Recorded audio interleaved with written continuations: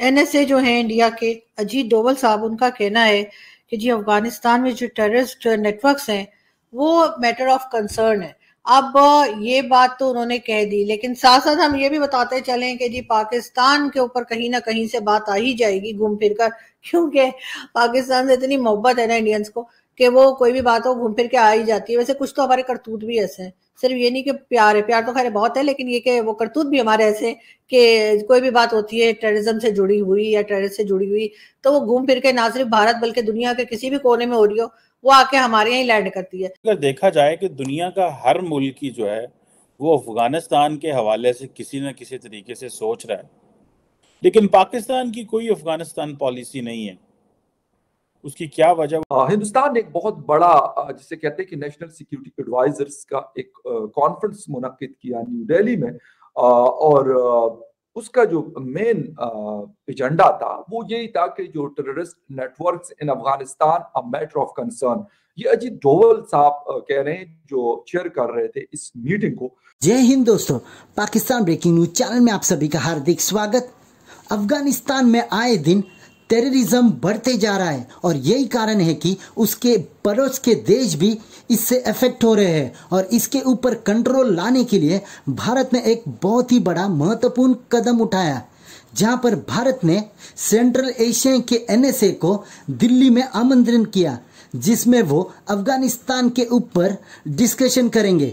इसमें बहुत सारे देशों ने तो ये भी कहा कि अफगानिस्तान में असली टेररिज्म के पीछे पाकिस्तान का हाथ है, क्योंकि पाकिस्तान उनको हर समय सपोर्ट करता है। अफगानिस्तान में तालिबान की सरकार लाने में भी पाकिस्तान का हाथ है, और यही कारण है कि पाकिस्तान को आज हर एक देश अफगानिस्तान के टॉपिक पर अवॉइड कर रहा है।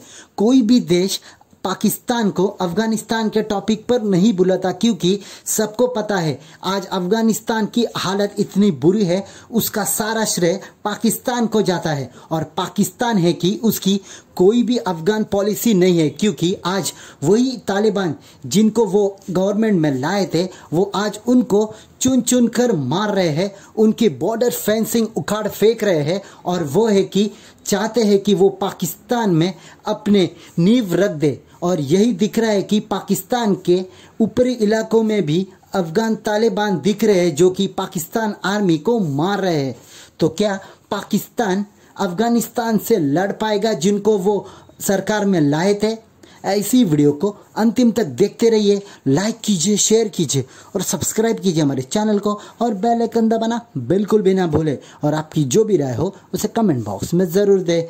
धन्यवाद। सेंट्रल एशियन ममालिक की जो नेशनल सिक्योरिटी एडवाइजर्स हैं वो दिल्ली में बैठे हुए हैं, और इस वक्त वो डिस्कस कर रहे हैं अफगानिस्तान के ऊपर। और जो सेंट्रल जो बड़ी चीज़ डिस्कशन होनी है वो है दहशतगर्दी, टेररिज्म। और वो कह रहे हैं कि जिस यहाँ से जो दहशतगर्दी अफगानिस्तान से उठ रही है, रेडिकलाइजेशन के मसाइल हैं। और अच्छा, मज़े की बात यह है कि जब सेंट्रल एशिया में, जब अफगानिस्तान में दहशतगर्दी के जो इशू की बात आती है, तो आप मज़े की बात यह है कि रशिया भी इंडिया के साथ मिल जाता है, चाइना की भी वही पॉलिसी है, सेंट्रल एशियन ममालिक की भी वही पॉलिसी है। लेकिन पाकिस्तान की सोच का नहीं पता कि पाकिस्तान बेसिकली खित्ते के ममालिक के साथ मिलके क्या प्लान कर रहा है। ना तो हमारा रशिया से कोई अच्छे ट्रस्ट इश्यूज़ हैं, कोई, क्योंकि ट्रस्ट गैप है बहुत ज़्यादा। हम क्योंकि अमेरिकन ब्लॉक में हैं तो हमें तो आदत है सीधी सीधी ब्लॉक पॉलिटिक्स करने की। हमें तो आदत ही नहीं है कि हमें जो है वो सबको साथ लेके चलना है। खैर एनी हो, अब ये जो सेंट्रल एशिया के जो एनएसएज हैं, ये अब ज़ाहिर बात है कजाकिस्तान, किर्गिस्तान, ताजिकिस्तान, तुर्कमानिस्तान और उज़्बेकिस्तान जो है, ये सारे वहाँ पे जो एनएसएज बैठे हुए हैं। बेसिकली इससे पहले अगर आपको याद हो कि पिछले साल भी एक मुलाकात हुई थी और उसमें अफ़गानिस्तान की सिक्योरिटी सिचुएशन डिस्कस की गई थी। और उसमें जो इम्पोर्टेंट चीज़ वो ये है कि इंडिया ने एक ख़ास किस्म की अप्रोच रखी हुई है अफ़गानिस्तान के ऊपर। अच्छा, मज़े की बात यह है कि वो जो अप्रोच है उसमें इंडिया, जिसे कहते हैं ना, whole of the region approach लेके चल रहा है। Whole of the region approach क्या है?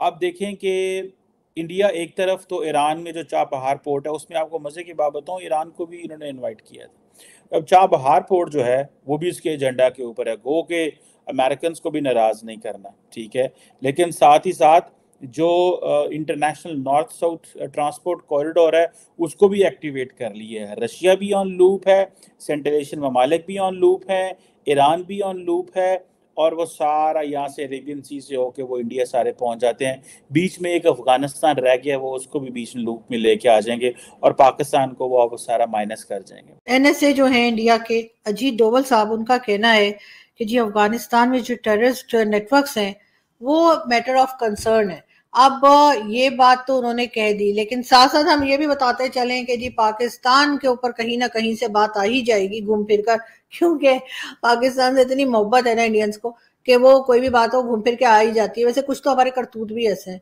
सिर्फ ये नहीं कि प्यार है, प्यार तो खैर बहुत है, लेकिन ये कि वो करतूत भी हमारे ऐसे कि कोई भी बात होती है टेररिज्म से जुड़ी हुई या टेररिस्ट से जुड़ी हुई तो वो घूम फिर के ना सिर्फ भारत बल्कि दुनिया के किसी भी कोने में हो रही हो वो आके हमारे यहाँ लैंड करती है। तो बिल्कुल ऐसा ही मुझे लग रहा है कि ये बात भी यहीं पर आएगी। लेकिन साथ साथ मैं ये भी आपको बताती चलूं कि जी वैसे तो हमारे यहाँ 2-3 हमारे मेहमान हैं जो रह रहे हैं हमारे यहाँ, मुसलसल रह रहे हैं और मुफ्त की रोटियां तोड़ रहे हैं, जिसमें हाफिज सईद भी हैं और साथ साथ ये आप लोगों के जाने पहचाने दाऊद इब्राहिम और मसूद अजहर और पता नहीं कौन कौन। लेकिन ये भी कहा जा रहा है कि जी पाकिस्तान जो है वो ये दावे करता रहा है कि 1980 से पाकिस्तान का कहना है कि जी उनका इन्फ्लुएंस है अफगानिस्तान में। तो फिर जी ये टीटीपी, दाइश और साथ अफगान तालिबान या वो अलकायदा वाले, ये सब भी इसका मतलब है कि हमें उनका भी पता होगा, उनके ठिकानों का भी पता होगा, उनके करतूतों का भी पता होगा। तो पाकिस्तान इसके ऊपर काम क्यों नहीं कर रहा? पाकिस्तान इन लोगों के ऊपर बातचीत क्यों नहीं कर रहा? जिस तरह से इंडिया में बात चल रही है, इंडिया में कॉन्फ्रेंसेस हो रही हैं और वो टेररिज्म के ऊपर बात कर रहे हैं, लेकिन पाकिस्तान में ऐसा कुछ नहीं हो रहा। पाकिस्तान में ना कोई कॉन्फ्रेंस अरेंज की जा रही है, ना कोई टेररिज्म पे बात की जा रही है और ना ही कोई डिस्कशन हो रहा है। हम सिर्फ ये लगे हुए हैं कि जी इमरान खान ने क्या कर दिया और शहबाज शरीफ ने क्या कर दिया। नवाज शरीफ भाग के लंदन क्यों चले गए और जरदारी साहब क्या कर रहे हैं? कितने दिन की गवर्नमेंट रह गई है, कितने दिन में गवर्नमेंट गिर जाएगी, इलेक्शन कब होंगे और इलेक्शन के बाद कौन आएगा? आर्मी चीफ कौन सा गया, आर्मी चीफ कौन सा आया, आर्मी ने कितने पैसे खा लिए, बाजवा साहब ने कितने पैसे बना लिए, अगला जो आर्मी चीफ आया है वो क्या करेगा, अगला मिलीनियर कौन होगा, अगला बिलीनियर कौन होगा।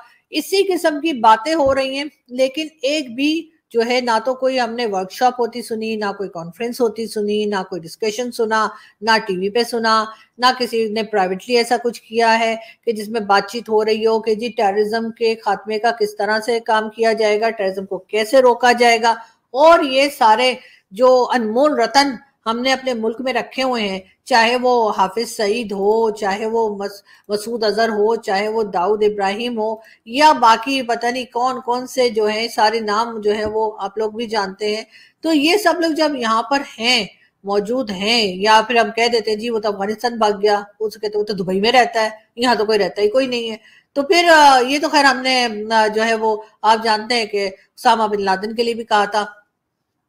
तो उसके ऊपर हम काम क्यों नहीं करते? इस वक्त हमारे ताल्लुकात कुछ ज्यादा अच्छे नहीं चल रहे हैं। जो बहुत ज्यादा एक्सपेक्टेशंस थी तालिबान से वो कुछ उल्टी साबित हो रही हैं और वो उसमें टीटीपी का भी हाथ है, टीटीपी को होने वाली सपोर्ट का भी बहुत बड़ा हाथ है और पाकिस्तान में होने वाले जो हमले हैं उसकी अहमियत भी बहुत ज्यादा है। फोर्सेस पे मुख्तलिफ इलाकों में काफी ज्यादा हमले हुए हैं पिछले कुछ ही अरसे में। मैं कुछ स्टेट्स पढ़ रहा था, उसमें तकरीबन मोर देन 350 लोग जो है अभी तक उनकी जानें सिर्फ इस साल जो अटैक्स हुए उसमें गई, बावजूद इसके कि सीज फायर एग्रीमेंट भी था और उसके बाद भी ये अटैक्स हुए।